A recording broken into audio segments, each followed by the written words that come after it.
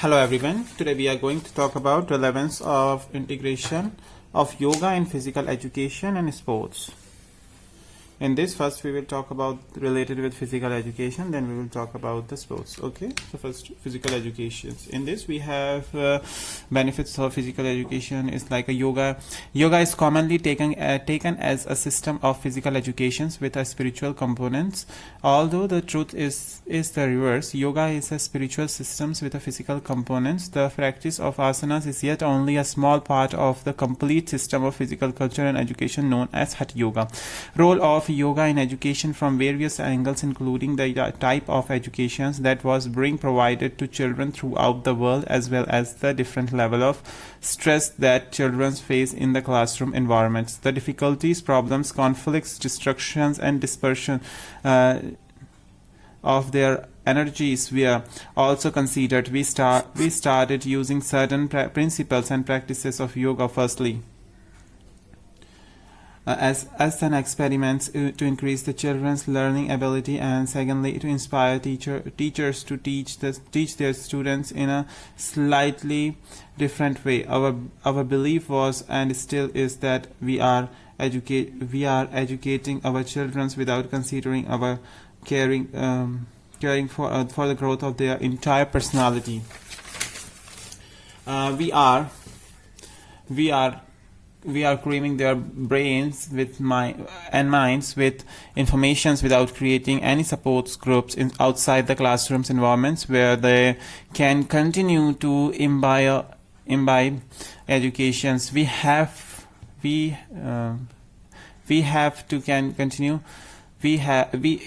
to look at what science says about the growth of a child, what psychoanalysis says about the child's psychology, and how the hormones and glands utters and influence the rationality, emotional structure, and creativity output of the child. Next, in this we have the subtopic, which is adjustment both hemisphere of the brains. According to science, there are two hemispheres of our brains, the right and the left. There are two hemispheres performs different functions. The functions of the left hemispheres are linear, logical, and intellectuals. There of the right hemispheres are artistic, creative, and intuitive. If we considers this fact, the education system does not allow the child to develop the full potentials of the right and left hemispheres of the brains. The trend of education has been, although books you read, memorize it for the exam and receives a grade. Memorize it for the exams and receive a grade. Either you pass or fail. Again, you have to read, memorize it for an exams, and yet you get your grade. The subjects which are taught follow a linear logical systems, whether it is maths, history, geography, physics, chemistry, or medicines, whether it is advanced educations or secondary educations. In this process, only one side of the brains is stimulated, the linear logical side. In order to balance the other aspects, we teach children the art. We encourage them to practice music, to paint, to perform play. We encourage them to use their creativity. But if you compare the influence of the different lobes of the brains, you will find that the linear and the logical, we are pronounced them, the artistic and the creativity and the creative. This is one point, building up the whole mind.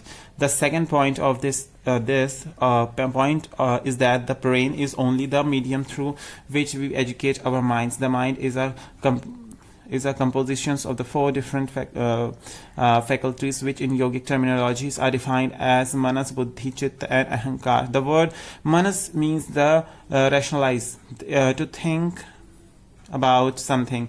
Buddhi means the intellect. Chitta is an area of consciousness when the impressions are stored. Ahankar is the concept of ego.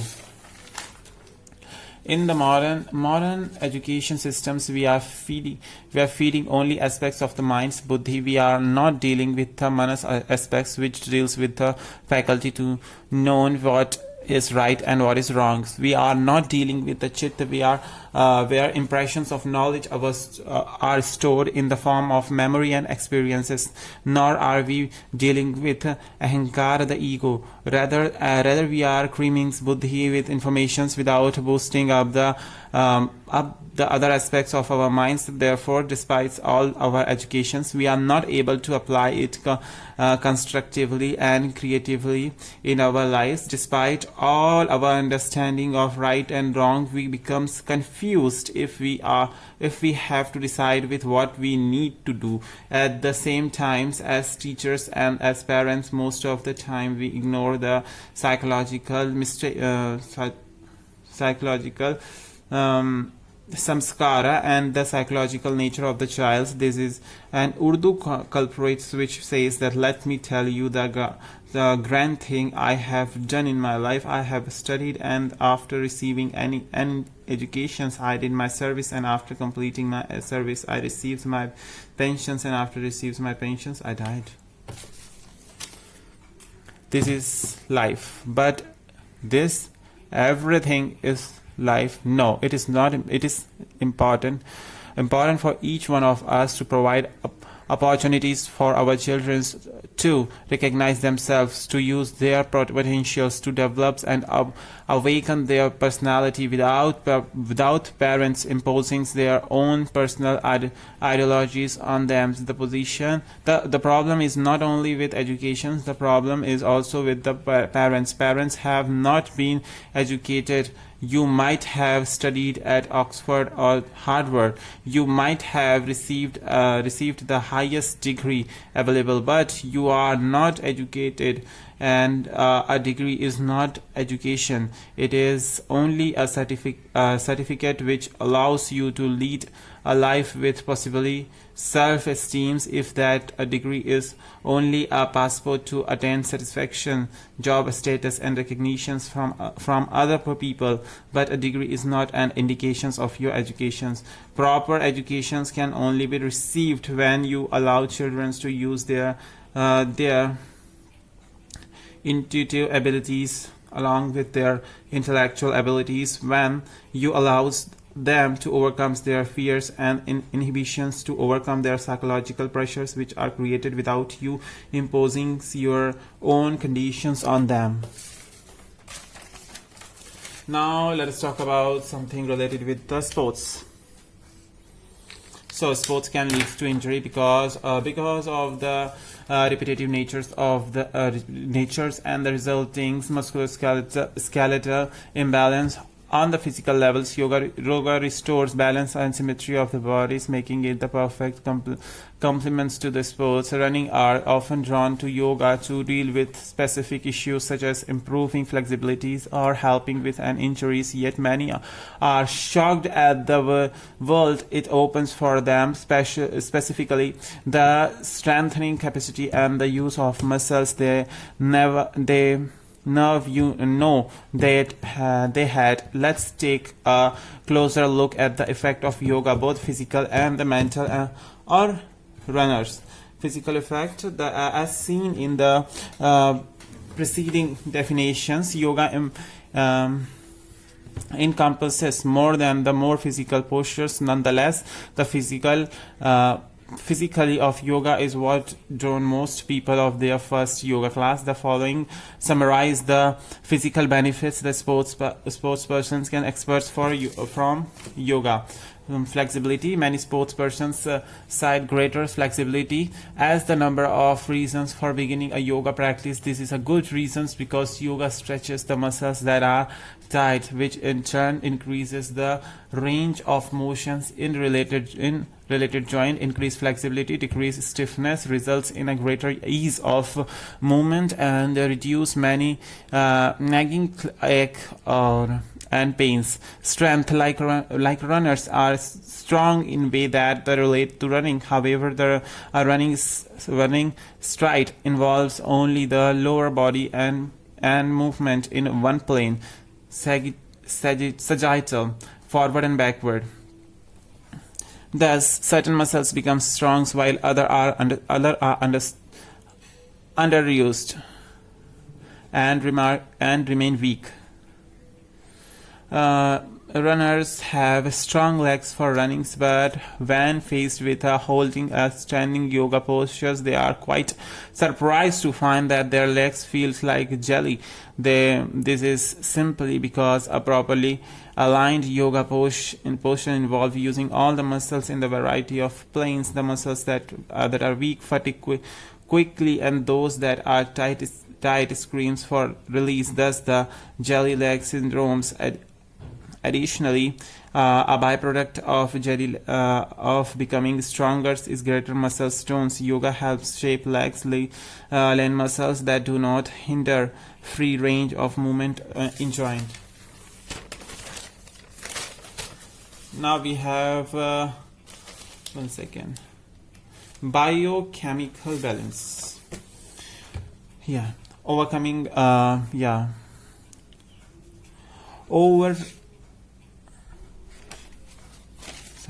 Overrushing some muscles while underusing other creators muscles imbalance, which affects the entire musculoskeletal balance and impairs biomechanical efficiencies. For mostly sports persons, biomechanical imbalance eventually leads to pain and injuries depending on the actions. A muscle is either contracting or lengthening.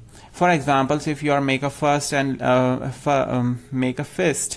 lift your forearm, the biceps contracts while the triceps stretch. If you want slowly biceps and do repeated biceps curls to pump up the muscles, the triceps will shorten, and you could lose the ability of strengthen your arm. A healthy balance is to work to both contract and stretch to maintain muscle equilibriums as well as functionally. For example, when stretching the hamstrings, the quadriceps needs to contract. This coordinated actions not only creates a deeper and safer hamstrings stretch, but also provides an opportunity to strengthen the quadriceps, especially the inner quadriceps, which are weak in many runners. This is crucial for runner because the hamstrings most likely needs lengthening, while the commonly weak inner quads need strengthening. Every yoga pose is a balance of stability and mobilities. At no time is only one muscles group used. Even the specialist yoga pose require a weakening of every part of the body's. Downward dog is an exemplary pose to demonstrate this. Following is the summary of the major muscle actions in the fundamental poses, as like stability for arms, hand, wrist, lower arm, triceps, deltoid back for lower triceps, and sartorius anterior. Legs, we want the quadriceps muscles and tibialis anteriors. Mobility, we have arms, finger, biceps. For back, we have latissimus dorsis and paraspinal. For legs, we have hamstrings, glutes, and Achilles tendons. A bronze yoga practice required most of the muscles in the body to perform some action at the same time. Joints are taken through their full range of motions as the corresponding muscles contract and stretch to support the movement. The result is improved muscles balance, which translates to better form, stronger running, and fewer injuries. Energized body. Many form of exercise despite of the body of their energy stores, yet yoga postures oxygenates the body and creates more energy, leaving the body and mind feeling restored and energized. Yoga provides the vehicle through which the body can actively recovers from the physical demands of running.